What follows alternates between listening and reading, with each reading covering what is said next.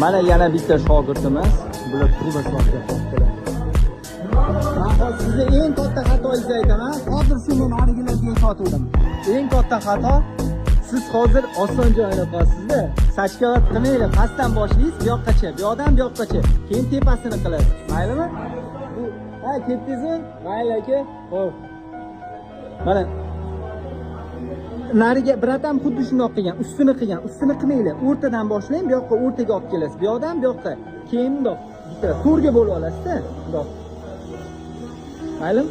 To'rga bo'lib oling. Tepa oson bo'lgani uchun faqat tepasini qilib qilmaylik.